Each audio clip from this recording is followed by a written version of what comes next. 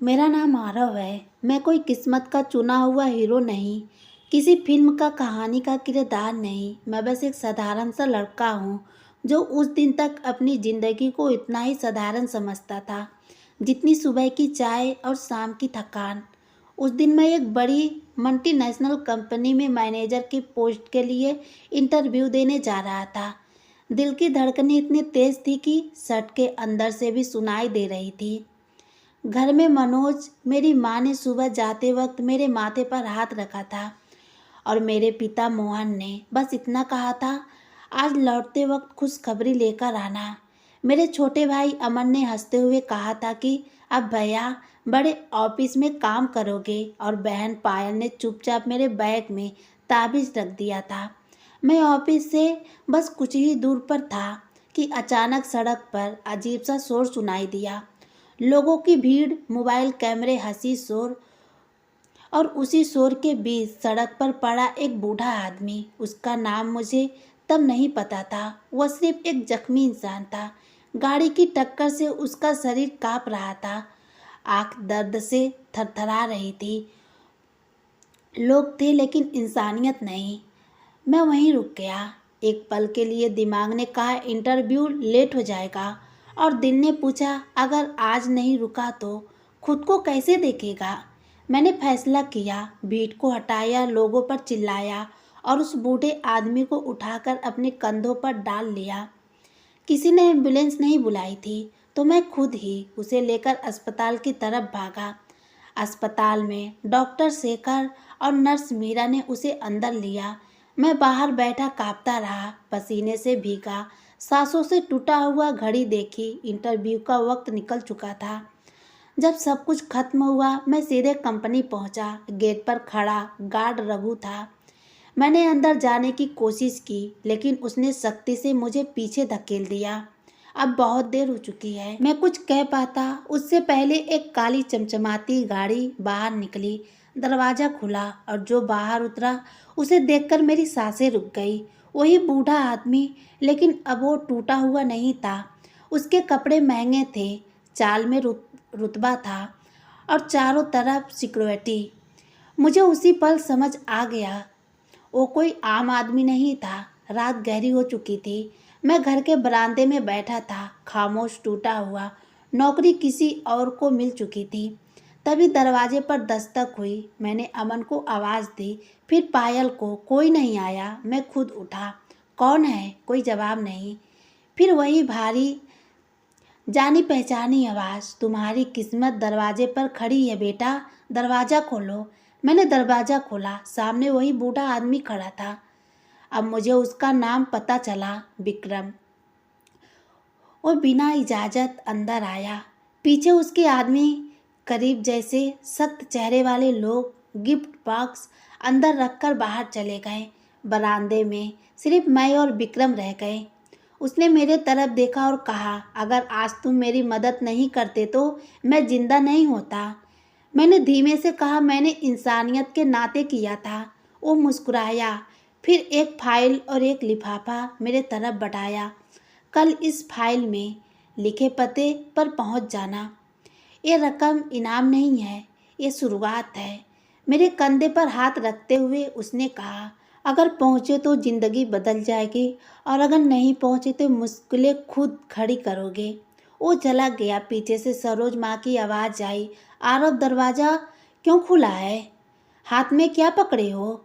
मैंने कोई जवाब नहीं दिया। चुपचाप फाइल और इनाम की रकम चरपाई पर रखकर दरवाज़ा बंद किया था। आरव के कमरे में सरोज माँ धीरे धीरे आ गईं। कुछ लम्हे मैं बस उन्हें देखता रहा और फिर बोला, मैं आराम करने जा रहा हूँ। यह मेरा दोस्त विक्रम देकर गया था। मेरी बात सुनकर सरोज माँ ने मुस्कुराते हुए कहा, अरे हाँ, तुमने मुझे बताया नहीं, नौकरी का क्या हुआ? उनकी बातें सुनते ही मेरा दिल एक बार फिर से भारी हो गया।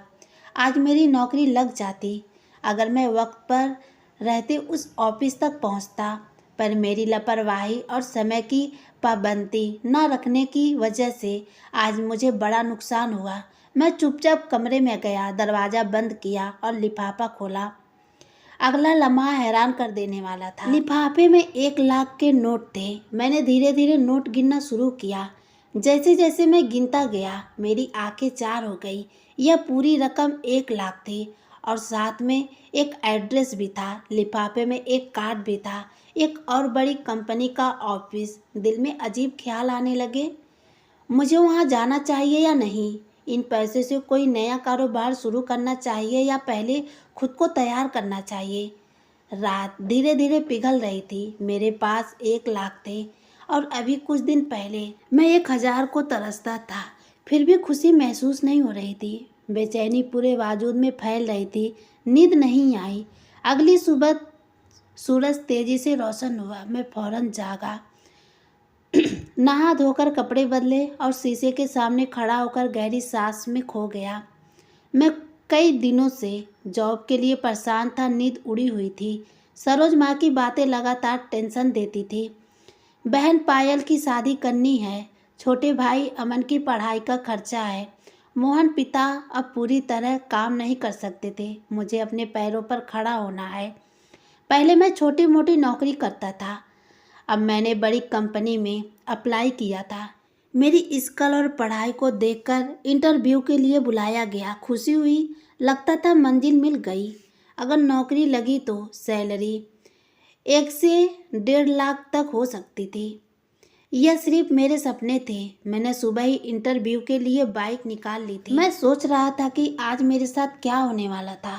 2 रोड ही पार किए थे कि मेरी नज़र भीड़ की ओर गई।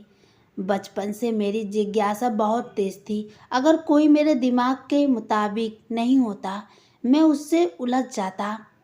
आदत से मजबूर मैं भीड़ की तरफ चला गया। अगला लम्हा हैरान कर देने वाला था। सड़क पर एक बूढ़ा आदमी पड़ा था। लोग वीडियो बना रहे थे, मजाक उड़ा रहे थे, पर कोई मदद के लिए तैयार नहीं था। हाथ पांव छिल चुके थे।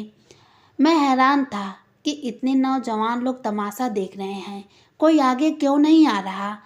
मैं भीड़ चीर कर बूढ़े के पास गया, सहारा देकर खड़ा किया। हालत बेहतर बुरी थी। लोग चीखने लगे, अरे तुम्हें क्या परेशानी है, या खुद चला जाएगा, हटो हमें वीडियो बनाना है।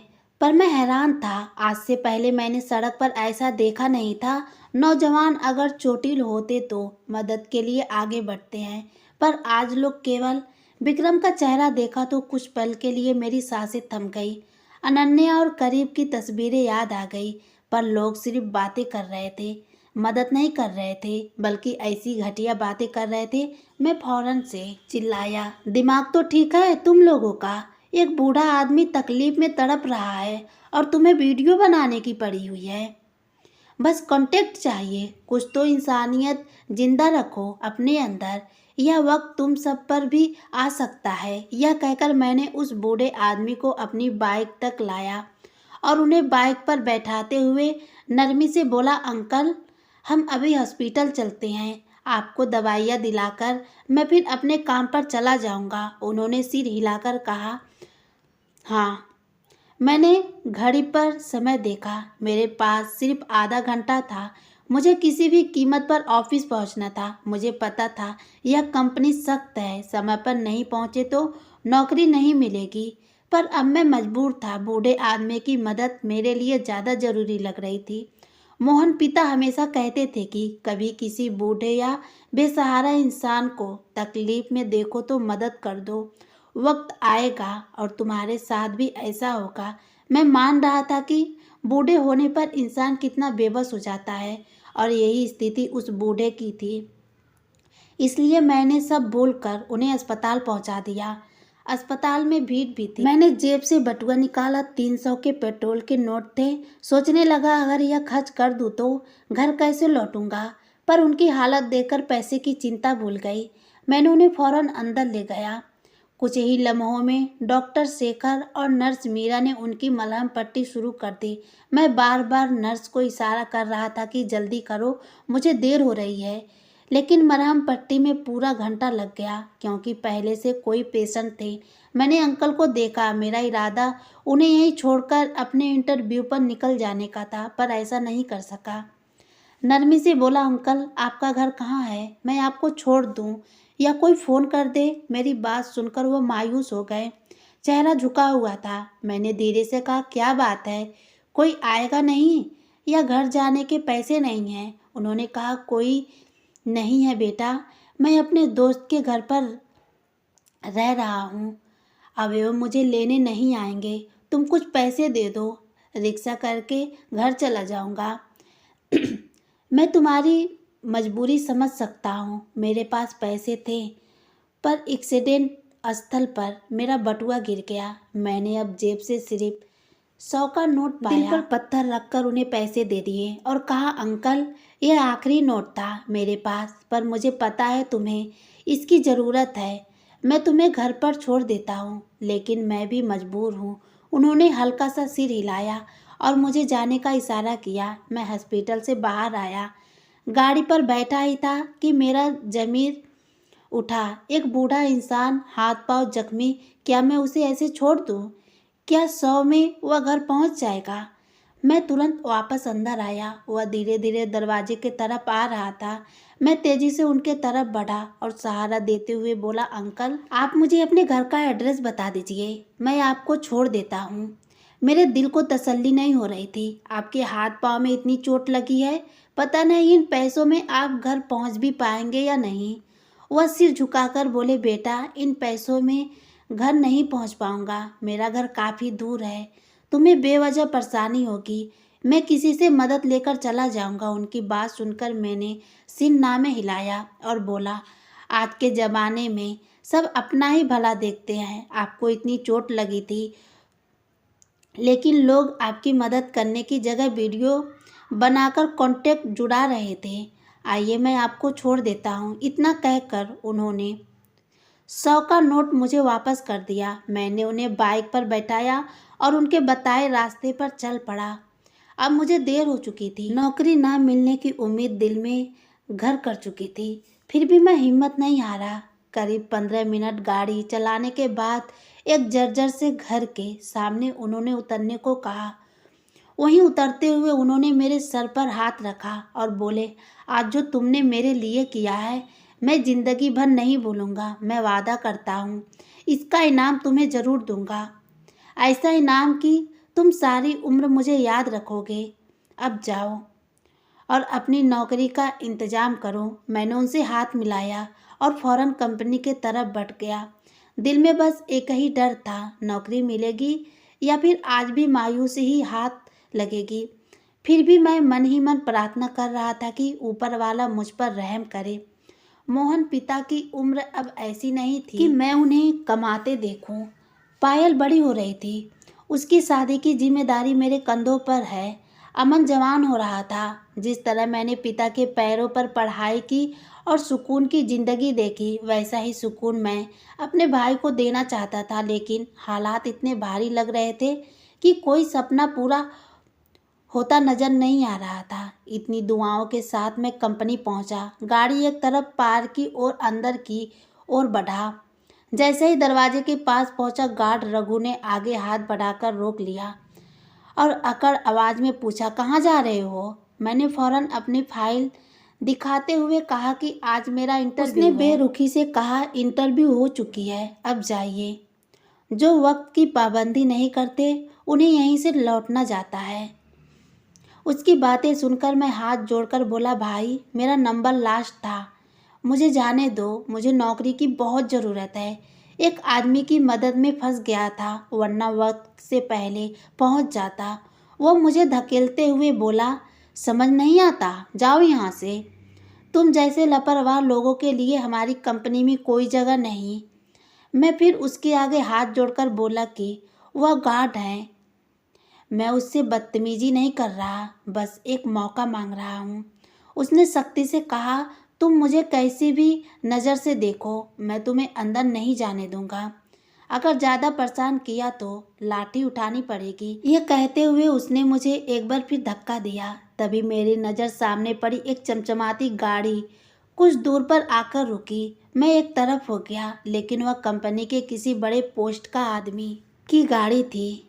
गाड़ी का दरवाज़ा रघु ने जल्दी से खोल दिया और जैसे ही मेरी नज़र उस गाड़ी से उतरे वाले इंसान पर गई, मैं पत्थर बन गया, क्योंकि गाड़ी से कोई और नहीं बल्कि वही बूढ़ा आदमी उतर रहा था जिसे मैंने अभी थोड़ी देर पहले खराब हाल में घर के सामने छोड़ा था। उसके कपड़े बदल चुके थे, बालों का स्टाइल भी अलग था। उसे देखकर ऐसा लग रहा था जैसे वही कंपनी का मालिक हो।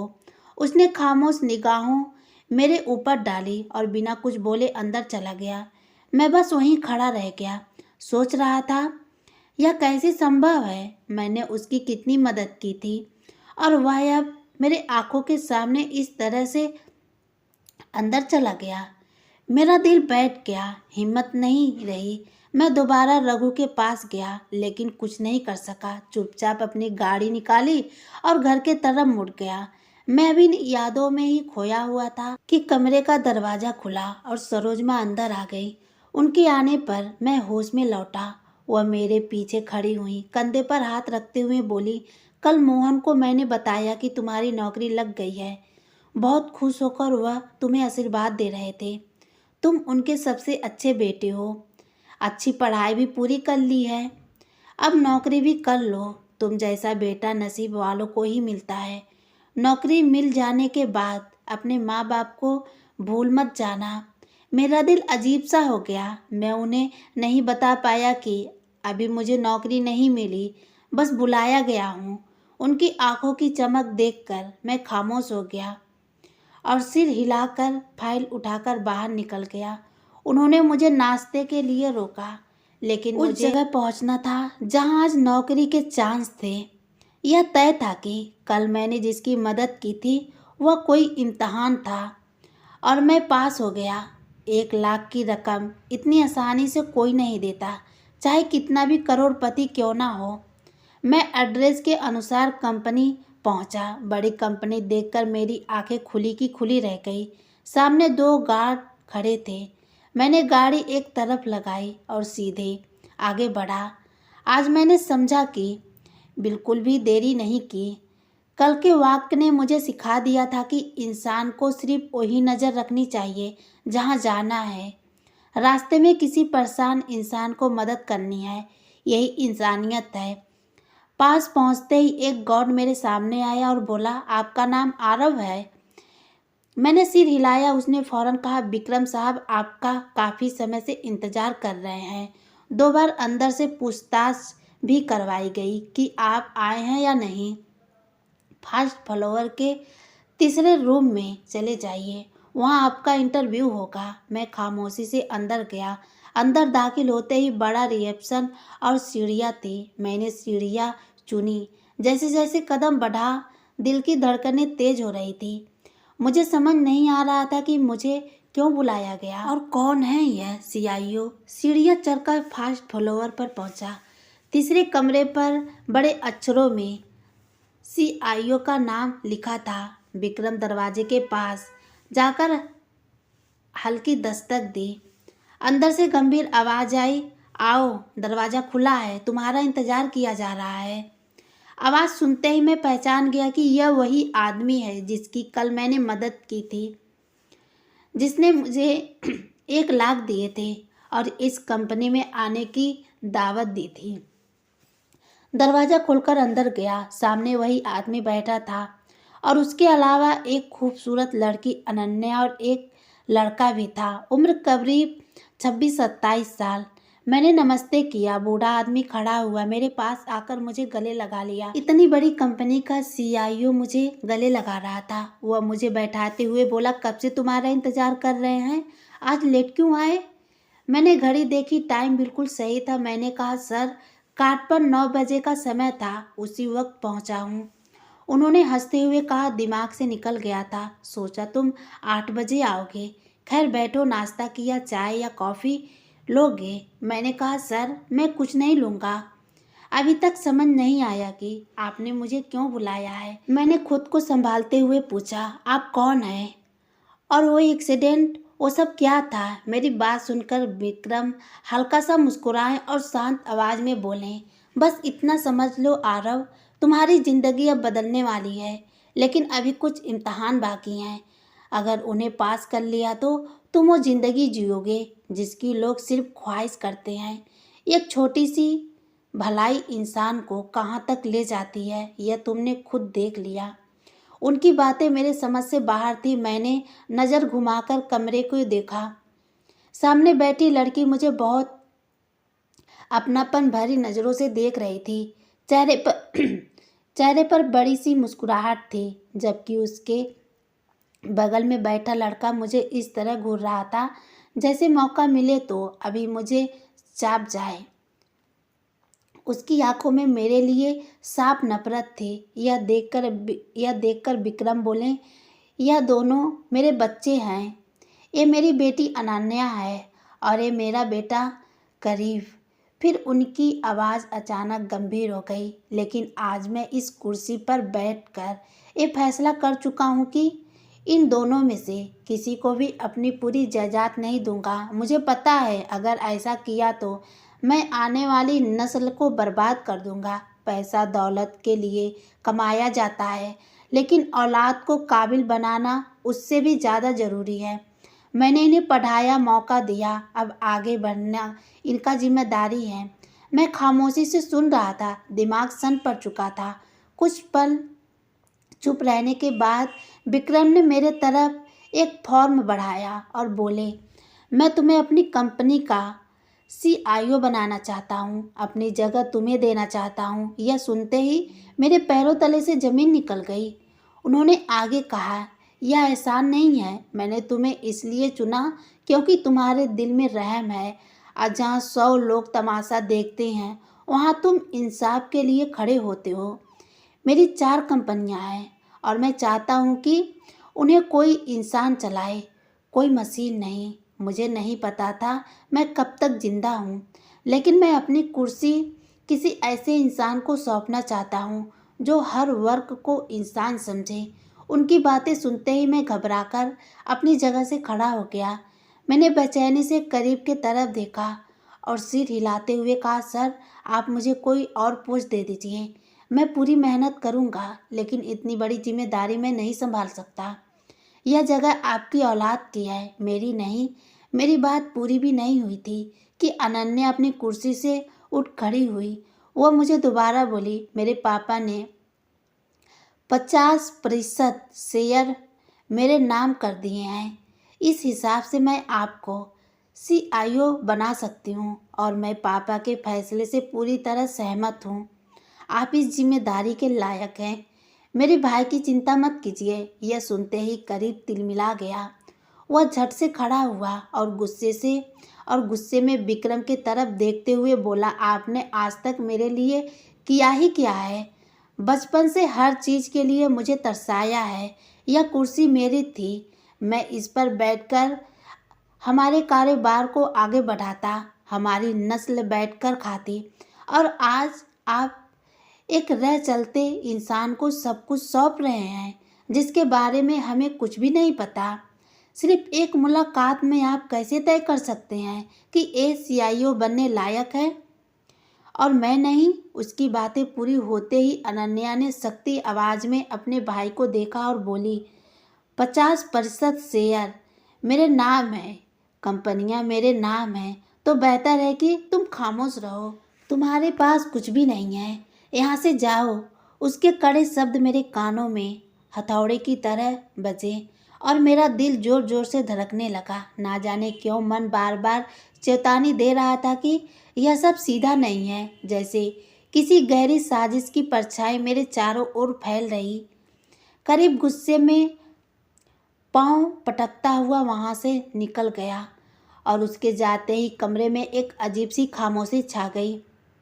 उसी खामोशी को तोड़ते हुए अनन्या मेरे पास आकर खड़ी हो गई और अपने पिता की ओर देखते हुए बोली कि वह उनके फैसले से पूरी तरह सहमत है। पहले उनके मन में भी कोई सवाल थे, पर आज मुझसे मिलकर उसे यकीन हो गया था कि कंपनी को इंसानियत समझने वाले हाथों में जाना चाहिए, ना कि ऐसे लोगों के पास जिन्हें किसी की तकलीफ से फर्क न पड़े। मैंने सामने बैठे उस बुजुर्ग आदमी को देखा। उसके चेहरे पर संतोष भारी मुस्कान थी।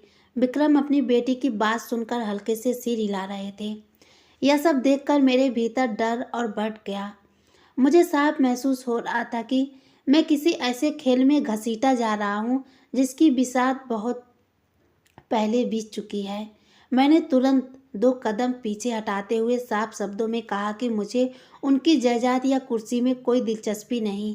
अगर वे चाहें तो मुझे एक सामान्य नौकरी दे दें, मैं पूरी ईमानदारी से काम करूंगा, लेकिन किसी के हक की जगह मैं नहीं ले सकता। मेरी बात सुनकर विक्रम कुछ पल चुप रहे, फिर बोले कि यह सब उनकी मर्जी से ही हो रहा है, किसी मजबूरी से नहीं। उन्होंने भरोसे के साथ कहा कि अनन्या हर कदम पर मेरा साथ देगी और असली मालिक वही रहेगी। बस मुझे सामने रहकर जिम्मेदारी निभानी होगी। उनका लहजा पहले से कहीं ज़्यादा नरम और अपनापन लिए हुए था। मैं सहज था, लेकिन उनके कहने पर बैठ गया। अनन्या भी खामोशी से पास कुर्सी पर बैठ चुकी थी। विक्रम ने गहरी सांस लेते हुए कहा कि मैंने अभी उनके बेटे का रवैया देखा होगा। सबके सामने जिस तरह उसने बात की, वह एक पिता के लिए सबसे बड़ा अपमान होता है। उन्होंने अपनी पूरी जिंदगी सिर्फ अपने बच्चों के लिए खपा दी, करीब, और अनन्या के लिए। फिर भी आज वही बेटा उसने पूछ रहा था कि उन्होंने उसके लिए किया ही क्या है। उन्होंने स्वीकार किया कि औलाद के सामने पिता अक्सर बेबस हो जाता है, ठीक वैसे ही जैसे आज वह हो गए हैं। उन्होंने आगे बताया कि यह सब कुछ एक योजना का हिस्सा था। कल कल होने वाले इंटरव्यू सिर्फ दिखावे के थे। असल में उन्होंने सिर्फ मुझे चुना था। मेरा बैकग्राउंड, मेरा अपने परिवार, सरोज, मोहन, अमन और पायल के लिए जिम्मेदारी उठाने का जज्बा, यही सब उन्हें पसंद आया था। जिस एक्सीडेंट को मैं हादसा समझ रहा था, वह भी पहले से तय था। वहाँ मौजूद भीड़ उनके लोग थे। अस्पताल में डॉक्टर शेखर और नर्स मीरा भी उसी प्लान का हिस्सा थे। यहाँ तक कि गेट पर खड़ा रघु भी सब जानता था। यह सब सिर्फ मुझे परखने के लिए किया गया था कि क्या मैं वाकई उस कुर्सी के लायक। उन्होंने साफ कहा कि वह पीछे बैठकर सब देखना चाहते हैं और मुझे सामने बैठाकर सिस्टम को इंसाफ से चलाना होगा। यह सब अपने बेटे को सबक सिखाने के लिए था, ताकि करीब समझ सके कि मेहनत और इंसानियत के बिना विरासत नहीं मिलती। बेटी की शादी के बाद उसे कोई परेशानी ना हो, इसलिए 25% शेयर अनन्या के नाम किए गए थे। असल हकदार तो उनका बेटा ही है, लेकिन अभी वह उसके काबिल नहीं है। उन्होंने मेरे तरफ देखते हुए गहरी आवाज़ में कहा कि वह मेरे जज्बातों के साथ खेल रहे हैं, लेकिन इसके बदले मुझे वह सब मिलेगा जिसका मैंने कभी सपना भी नहीं देखा था। फिर उन्होंने वही बात दोहराई जिसने मुझे भीतर तक हिला दिया, लेकिन अभी मैं यह कुर्सी उसको नहीं दे सकता। मुझे किसी की मदद चाहिए। उनकी बात सुनते ही मेरे अंदर दबा डर बाहर आ गया और मैं बिना सोचे समझे बोल पड़ा कि अगर कभी आपके बेटे में अक्ल और काबिलियत आ गई और वह इस कुर्सी के लायक हो गया, तो क्या आप मुझे नौकरी से निकाल देंगे सर? अगर ऐसा हुआ तो मेरा क्या फ़ायदा? आज नहीं तो कल वह इस कुर्सी का इस्तेमाल करके मुझे बाहर का रास्ता दिखा देंगे। मेरी सीधी बात सुनकर विक्रम ने बिना झिझक सिर हाँ में हिला दिया और बोले, देखो आरव, कोई भी काम जिंदगी भर के लिए नहीं होता। हर रास्ते में परेशानी आती है, लेकिन हम तुम्हारी परेशानी का हल पहले ही निकाल चुके हैं। उन्होंने टेबल पर रखा कॉन्ट्रैक्ट मेरे तरफ बढ़ाते हुए समझाया कि इसमें साफ लिखा है, अगर अभी उनके बेटे ने मुझे इस नौकरी से निकाल दिया तो मुझे पूरे 10 लाख रुपए मुआवजे के तौर पर मिलेंगे, और अगर नहीं निकाला तो मैं उसकी असिस्टेंट बनकर रहूँगा और मेरी सैलरी 1 लाख रुपए महीना होगी। उनकी बात सुनकर मैं कुछ देर खामोश रह गया। दिमाग तेजी से हिसाब लगाने लगा। कुर्सी मिले या नहीं मिले, फ़ायदा तो मेरी ही था। इन पैसों से मैं अपने लिए कुछ नया शुरू कर सकता था। सरोज और मोहन के सपने पूरे कर सकता था, पायल की शादी और अमन की पढ़ाई का बोझ हल्का कर सकता था। यही सोचकर मैंने हामी भर दी। अगले ही दिन मैं ऑफिस पहुंचा। करीब अनन्या और विक्रम पहले से ही वहां मौजूद थे। पूरे सम्मान के साथ मुझे उस कुर्सी पर बैठाया गया। करीब का गुस्सा उसकी आंखों से साफ झलक रहा था, लेकिन उसने खुद को संभाल लिया और आगे बढ़कर मुझे बधाई दी। उसके चेहरे की बनावटी मुस्कान के पीछे की आग मैं साफ देख पा रहा था। कुछ देर तक वे लोग ऑफिस में रुके और फिर चले गए। अभी मुझे कुर्सी पर बैठे ज़्यादा वक्त नहीं हुआ था कि दरवाज़ा खुला और अनन्या अंदर आई। उसे देखते ही मैं दरवाज़ा खड़ा हो गया। वह हल्की मुस्कान के साथ बोली कि खड़े क्यों हो गए हो, बैठ जाओ। मैं झिझकते हुए वापस बैठ गया। कुछ पल की खामोशी के बाद उसने पूछा कि क्या मैं शादीशुदा हूँ। मैंने ना कहा तो उसने मंगनी और फिर गर्लफ्रेंड का सवाल कर दिया। हर बार मेरा जवाब एक ही था, नहीं। उसने मुझे ध्यान से देखते हुए कहा कि मैं अच्छा इंसान हूँ, देखने में भी ठीक हूँ, फिर भी अपनी ज़िंदगी में किसी को जगह क्यों नहीं दी। मैंने सच्चाई बता दी कि अभी मेरी प्राथमिकताएं अलग हैं। पहले परिवार की जिम्मेदारियां, फिर शादी, सरोज और मोहन के लिए अच्छा घर, पायल की शादी और अमन का भविष्य। इन सब के बाद ही मैं अपने बारे में सोचूंगा। मेरी बात सुनकर वह चुप हो गई। उसकी खामोशी मुझे अजीब लगी, लेकिन मैंने कुछ नहीं कहा। दिन बीतते गए। करीब रोज ऑफिस आता, मेरे साथ बैठता, काम समझता और धीरे धीरे बदलने लगा। मैं उसकी हर रिपोर्ट विक्रम तक पहुंचाता रहा। मेरा मन साफ था, मैं किसी का हक नहीं छीनना चाहता था। यह कुर्सी मेरी नहीं थी, मैं तो बस एक जरिया था, एक अस्थाई मोहरा। आज भी एक आम सा दिन था। मैं फाइलों में उलझा हुआ था और बार बार यही सोच रहा था कि यह सब कब तक चलेगा। तभी मुझे विक्रम की वही बात याद आई, लेकिन अभी मैं यह कुर्सी उसको नहीं दे सकता, मुझे किसी की मदद। मैं खिड़की के पास खड़ा आसमान को देख रहा था। बादलों के बीच कहीं मेरा मन भी उलझा हुआ था।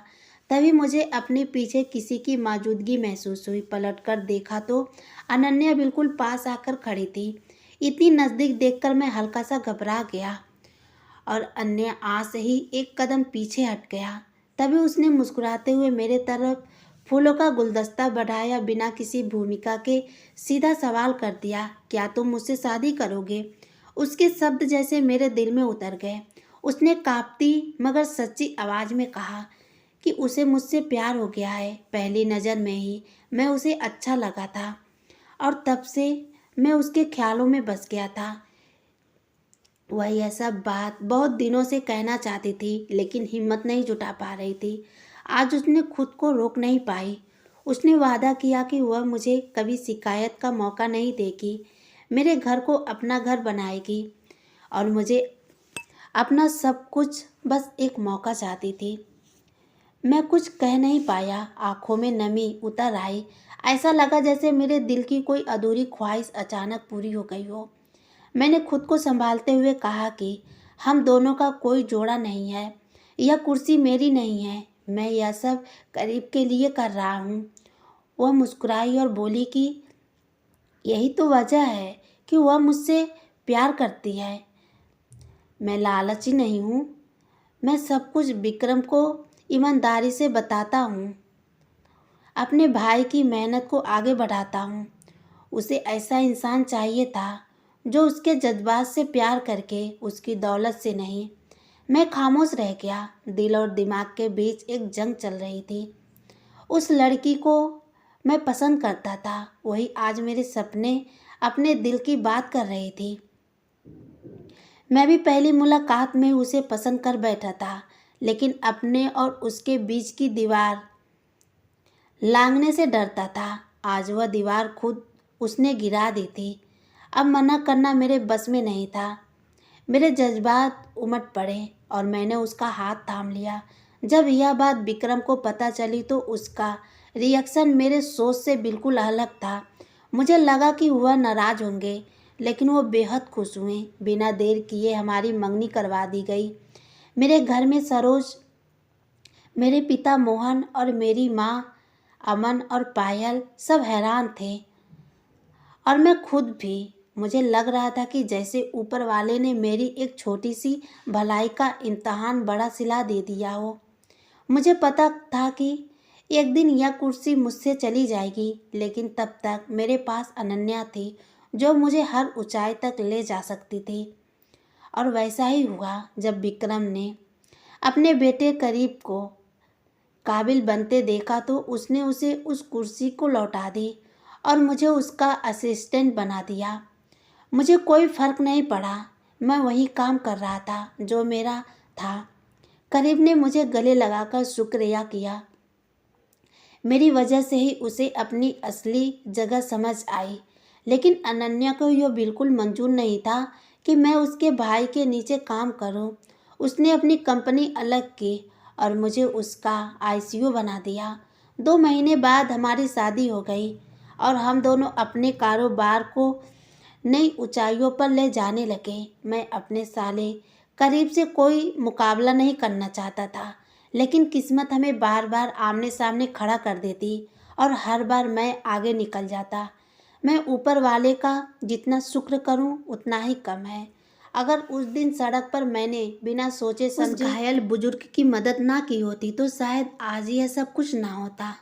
आज भी जब मैं अपने केबिन में अकेला बैठता हूँ तो सामने कांच की दीवार के उस पार पूरी कंपनी भागती दौड़ती दिखाती है। फाइलें आती हैं, फैसले होते हैं और सब कुछ मेरे एक साइन पर टिक जाता है। कभी कभी वही सड़क, वही खून से सना चेहरा वही पल आंखों के सामने आ जाता है। मन पूछता है कि अगर उस दिन मैंने फायदा नुकसान सोचा होता तो क्या मैं मदद करता, और आज इस कुर्सी पर बैठकर क्या मैं वही इंसान हूँ। इन्हीं ख्यालों में डूबा रहता हूँ। तभी दरवाजे पर हल्की सी दस्तक होती है। अनन्या अंदर आती है, चुपचाप मेरे सामने बैठ जाती है। उसकी आंखों में प्यार भी होता है, चिंता भी। वह पूछती है कि क्या मैं खुश नहीं हूँ। मैं चुप रहता हूँ। वह मेरा हाथ थामकर कहती है कि विक्रम खुश है, करीब मेहनत कर रहा है, कंपनी आगे बढ़ रहे हैं, फिर भी मेरे चेहरे पर सुकून क्यों नहीं है। मैं खिड़की से बाहर देखते हुए कहता हूँ कि मुझे लगता है कि लोग सोचते होंगे कि मैंने यह जगह चालाकी से हासिल की है। वह मुस्कुराती है और कहती है कि मैं किसी का हक नहीं छीन रहा, बल्कि उसे काबिल बना रहा हूँ। अगर मैं हट गया तो उसके पिता का सपना टूट जाएगा। उसकी बातें सही थी, लेकिन दिल फिर भी भारी था। मैं हर दिन थोड़ा थोड़ा हल्का होता जा रहा था। एक शाम का वक्त था। मैं अपने केबिन में बैठा साइन किए हुए कागजों को एक एक करके देख रहा था। आज अजीब सी शांति थी दिल में। पहली बार किसी तरह का गिल्ट नहीं था, क्योंकि अब मैं किसी का जगह नहीं ले रहा था, बल्कि किसी को उसकी सही जगह तक पहुंचा रहा था। उसी पल मुझे एहसास हुआ कि इंसानियत सिर्फ किसी घायल को उठाकर अस्पताल पहुंचा देने का नाम नहीं होता। कभी कभी इंसानियत यह भी होती है ताकत मिलने के बाद भी उसे सही वक्त तक थाम कर रखा जाए और फिर सही हाथों में सौंप दिया जाए। उस रात मैं देर तक ऑफिस में बैठा ही रहा। सब जा चुके थे। पूरी बिल्डिंग में अंधेरा था, सिर्फ मेरा केबिन रोशन था। मैं उसी कुर्सी पर बैठा था, लेकिन मन कहीं और भटक रहा था। सामने वही फाइलें रखी थी जिन पर एक साइन किसी की जिंदगी बना भी सकता था और बिगाड़ भी सकता था। यही सोच मुझे डराने लगी। मैंने खुद से सवाल किया कि अगर कल को मेरे अंदर भी वही घमंड आ गया तो मुझसे और करीब में क्या फर्क रह जाएगा। मैं उठकर खिड़की के पास चला गया। नीचे सड़क दिख रही थी, लोग दौड़ रहे थे, गाड़ियां भाग रही थी। वही सड़क जहां एक दिन एक बूढ़ा आदमी गिरा था, वही जगह जहां से मेरी जिंदगी ने करवट ली थी। अगर उस दिन कोई और रुक जाता तो शायद आज मैं यहाँ नहीं होता। तब पहली बार मैंने खुद से पूछा कि यह कुर्सी किस्मत की थी या इम्तिहान की। अब मुझे उस दिन से डर नहीं लग रहा था, क्योंकि मैं यह समझ चुका था कि कुर्सी पर बैठ जाना ही सफलता नहीं होती। असल सफलता यह जानना है कि उस कुर्सी से उठना कब है। मैंने बिना किसी उलझन के फाइल पर साइन कर दिए।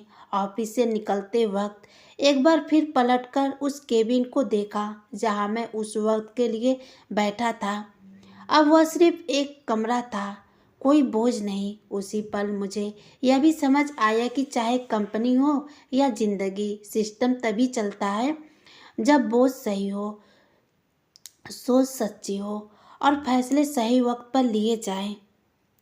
कुछ साल बीते, मेहनत और स्ट्रगल रंग लाने के लगे। करीब अब कंपनी का डेट बन चुका था और अपने काम के लिए पूरी तरह डिस्कस था। उसे समझ गया था कि मेहनत और ईमानदारी से ही कामयाबी मिलती है। सारे प्रोजेक्ट सही ढंग से चल रहे थे और कंपनी का नाम भरोसे और सच्चाई की मिसाल बन चुकी थी। अनन्या, जो अब मेरी पत्नी थी, अपने काम से खुश और संतुष्ट थी। हमारे घर में हर सुबह चाय की खुशबू और छोटी छोटी बातों की गर्माहट होती थी। हम दोनों अपने अपने काम में व्यस्त रहते हुए भी एक दूसरे के लिए वक्त निकालते थे। घर में सरोज, मोहन, अमन और पायल, यह सब खुश थे। मेरा बल्कि पूरा परिवार खुश था। जो पहले दूर से मेरी जिंदगी देखते थे, अब हर छोटी कामयाबी में मेरे साथ खड़े रहते थे।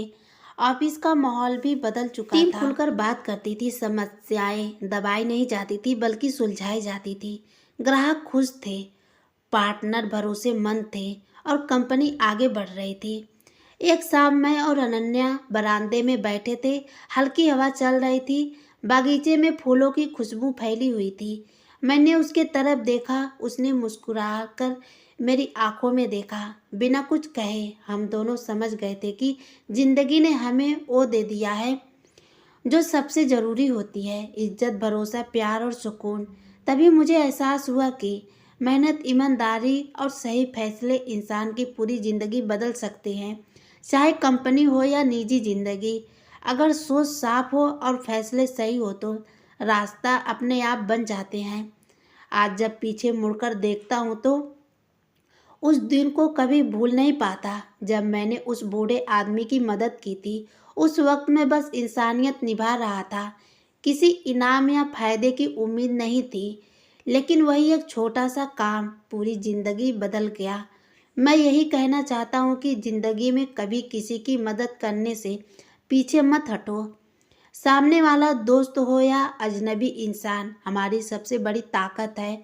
और मेहनत या ईमानदारी, ये दो चीज़ें चाहे वक्त कितना भी मुश्किल क्यों ना हो, अपना रंग जरूर दिखाती है। मैंने शॉर्टकट नहीं लिए, गलत रास्ता नहीं चुना। धीरे धीरे नतीजे सामने आते गए। टीम बदली, सोच बदली और आखिर में वही खुशी मिली जिसकी तलाश थी। सबसे बड़ी सीख यही है, इंसानियत, ईमानदारी और मेहनत ही असली पूजा है। पैसा, पद और शोहरत आते जाते रहते हैं, लेकिन जो चीज़ दिल को सुकून दे वही असली जीत होती है। और दोस्तों, आपने फैसलों में डर को जगह मत दो। मुश्किलें आएंगी, दबाव भी होगा, लेकिन अगर आपकी नीयत सच्ची है तो रास्ता खुद पे खुद बन जाएगा। एक दिन करीब मेरे घर आया। वो थोड़ा संकोच में था, लेकिन उसकी आंखों में एक अजीब सी चमक थी। उसने घर में सबको देखा, सरोज, मोहन, अमन, पायल और मैं आरव, और फिर अपनी नज़र पायल पर टिक गई। पायल अपनी बातों में मस्त थी, कुछ लिख रही थी और कभी कभी मुस्कुरा भी रही थी। करीब ने अपने कदम धीमे रखे और जैसे ही विक्रम के पास गया, उसने हिम्मत जुटाई और बोला कि वह आरव की बहन पायल से शादी करना चाहता है। विक्रम पहले थोड़ी देर चुप रहे। उनकी आंखों में हैरानी झलक रही थी।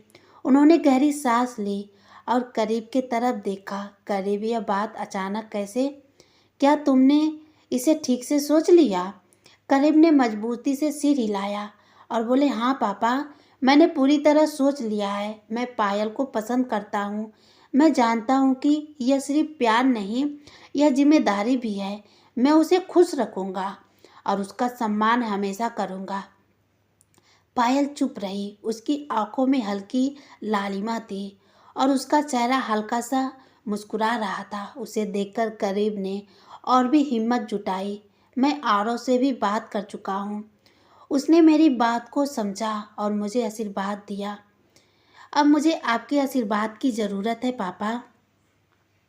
विक्रम ने धीरे धीरे सिर हिलाया और बोले, देखो करीब, यह फैसला आसान नहीं है। तुम्हें समझना होगा कि शादी सिर्फ प्यार नहीं, यह दो परिवारों का मेल है, लेकिन तुम्हारे जज्बात सच्चे लग रहे हैं। मैं तुम्हारी ईमानदारी और लगन देख सकता हूँ। आरव और अनन्या दोनों खामोश खड़े थे। अनन्या ने मेरे तरफ देखा और मुस्कुराई, जैसे कह रही हो, देखो तुम्हारी बहन भी अपनी जिंदगी चुन रही है। मैं पायल के तरफ देखा और समझ गया कि उसकी भी नज़रें में हल्का उत्साह और डर दोनों थे। कुछ दिन बाद पूरे परिवार ने बैठकर इस शादी की बातें की। करीम ने साबित कर दिया कि वह सिर्फ प्यार के नाम पर नहीं, बल्कि जिम्मेदारी और समझदारी के साथ पायल को अपना जीवन साथी बनाना चाहता है। मोहन और सरोज धीरे धीरे मान गए। उन्होंने देखा कि करीम में स्थिरता और सच्चाई है। शादी की तैयारियां शुरू हो गई। घर में चहल पहल बढ़ गई। पायल खुश थी, लेकिन थोड़ा नर्वस भी। करीब हर समय उसके पास रहता, उसे उत्साहित करता और छोटी छोटी बातें करके उसे हंसाता।